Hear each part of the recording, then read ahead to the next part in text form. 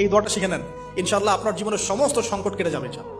আমি নিজেও এই দোয়াটা বেশি বেশি করার চেষ্টা করি। দোয়াটা হচ্ছে, মুসা আলাইহিস সালাম একটা গাছের নিচে হেলান দিয়ে বসলেন, বসে দেখলেন দুজন মেয়ে দাঁড়িয়ে আছে দূরে, পানি নিতে পারছে না।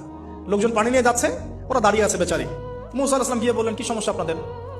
এটা নিয়ে আপনারা আবার মেয়েদের সাথে কথা বলার চেষ্টা করেন। ঠিক আছে, তো মাহারাম গায়রা মাহারাম মেনে চলে।